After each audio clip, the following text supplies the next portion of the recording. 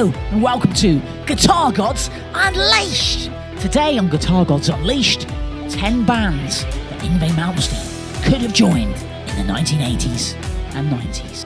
Thanks for listening and please subscribe to the channel. I couldn't give a fuck. I could not give a fuck. Now, most of them were like in the early or mid 80s, some in the 90s. And I'm just going to say first that there was never any serious contracts drawn up for these. It was just mainly conversations that were had mainly between Ynwie and the artists mentioned and some murmurings, but it was never like anything serious, but it could have happened. And today we're going to take a look at some of these. No. So the first one we're going to talk about is actually the band Kiss. And it was around 1982, possibly 83. And Ynwie had sent demos over to the States and he was contacted by Mike Varney, who was the head of Shrapnel Records, and he brought Ynwie over in 1983, and Ynwie obviously ended up joining Steeler. But before that, apparently the band Kiss may have been interested in hiring Ynwie to join the band, and Ynwie mentioned it in his book.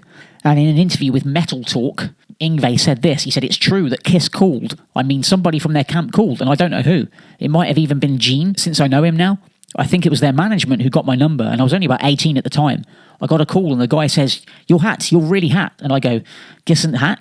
I said, 'Oh, I'm hot.' And then he laughed." Ynwie continued and he said, "So they said they wanted to bring me over to try out.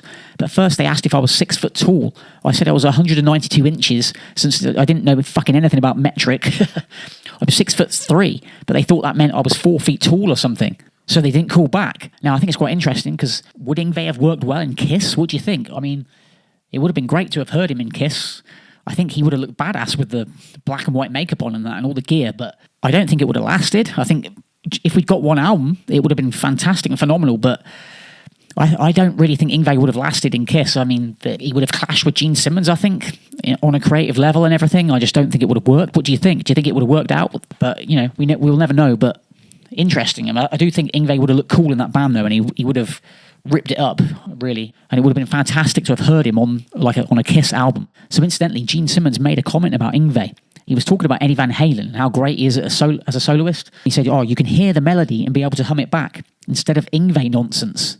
Good luck to him too, but a good luck to anybody. But nobody walks down the street humming Ynwie solos versus Van Halen solos. They are great solos you can hum." So yeah, I don't think that Gene Simmons and Ynwie would have got along long term. And apparently also in 1982, Marty Friedman called Ynwie.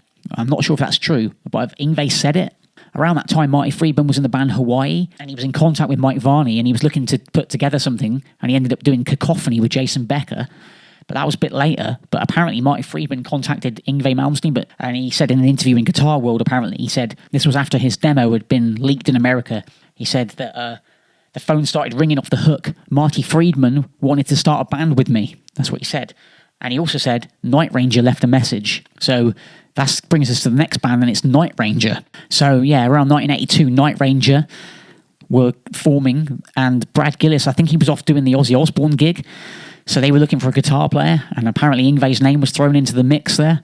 But as far as I know, there's no more information on Yngwie working with Night Ranger. And there was also talk of Yngwie starting a band with Billy Sheehan and Leonard Hayes of Y&T, confirmed in an interview by Mike Varney of Shrapnel Records. But again, that didn't happen. I couldn't give a fuck. I could not give a fuck.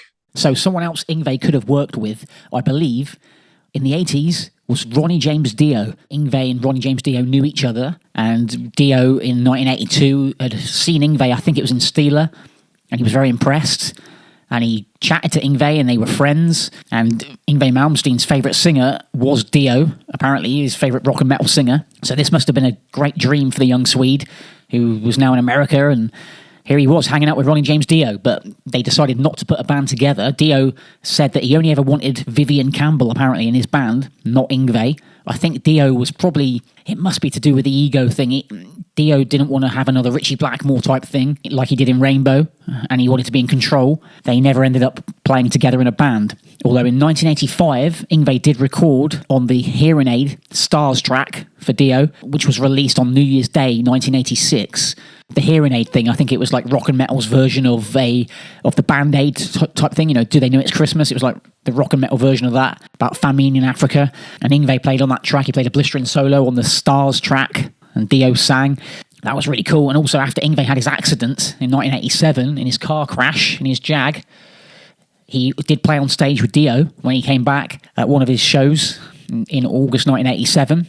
But they never worked together in a band. Also, later in the 90s, in 1999, Ynwie Malmsteen and Ronnie James Dio played on the same track on an Aerosmith tribute album on the track Dream On.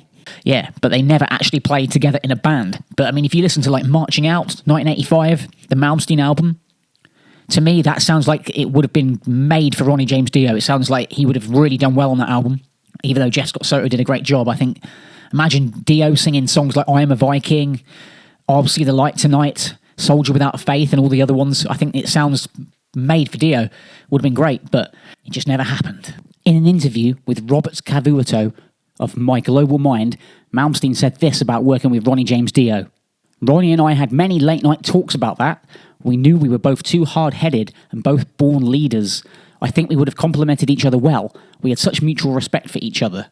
We played on stage together and in the studio more than once, Yngwie added. It was always great, but as far as a long-term thing, it would have been like two bulls in a china shop. He was a great guy and is truly missed. So yeah, I think they both knew that it wouldn't work out between them in the long term. If you want to, you call me a control freak. You go ahead. Call me that all day long. Guilt is charged. Also, someone Yngwie could have worked with in the mid-80s, although it didn't happen, was David Lee Roth. Yngwie apparently could have nearly been in the David Lee Roth band. Instead, obviously, he got Steve Vai, but he reckons he was offered the gig. David Lee Roth used to go to see Yngwie play, apparently, and chatted to him, and David Lee Roth felt like he needed a new guitar player who was on the level of Eddie Van Halen, like a virtuoso. And Yngwie, he thought was the guy, apparently. And Yngwie said this in an interview on Metal Talk: I was offered a gig in David Lee Roth's band just after he left Van Halen. I was very, very honoured by that. I did a tour in the year 1985 and he would come to my shows all the time. He's very smart. He thinks he had to get a hot guitar player because Eddie is the king of everything. At that time, Billy Sheehan was in my opening act and he asked Billy to join his band too. He obviously said yes. I think I probably should have said yes too, thinking about it now, since it would have been very fun. But I was doing pretty well and I was only 21. I can't see Yngwie working very well with David Lee Roth. Couldn't see it working out long term.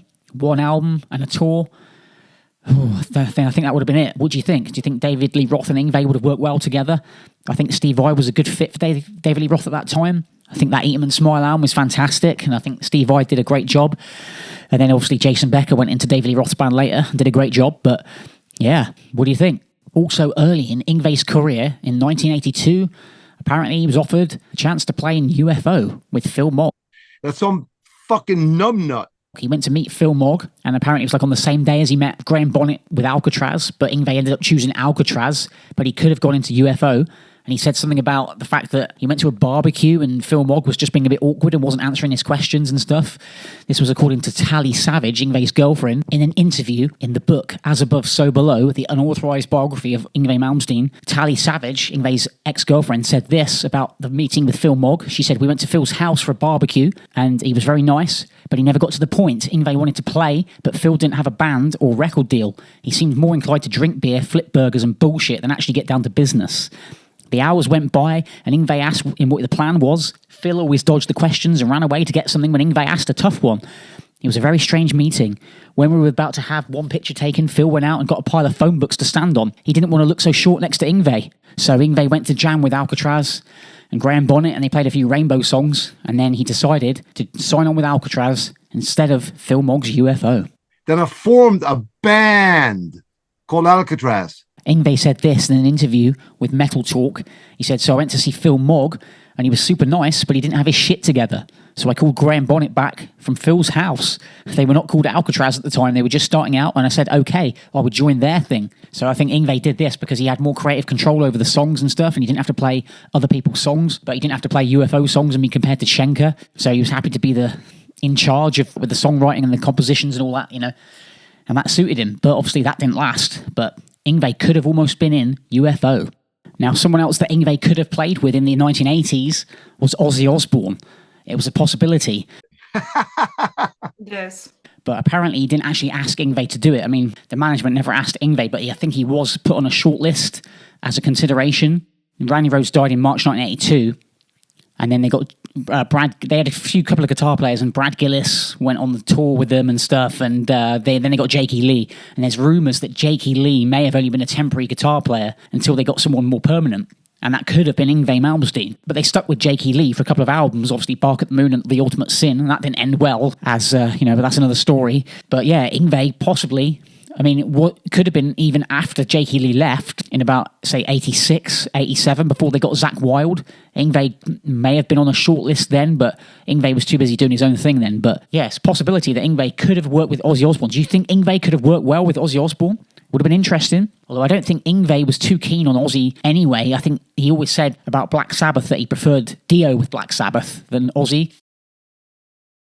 Although Yngwie does kind of have one more connection with Ozzy, and that was in the year 2000. He did a cover version of Mr. Crowley with Tim Ripper Owens on the album Bat Head Soup, a tribute to Ozzy. So there's one other singer that Ynwie Malmsteen could have worked with, or band, and that is actually the Ian Gillan band. Yngwie jammed with Ian Gillan, or the Gillan Band, in 1990 in Stockholm, Sweden.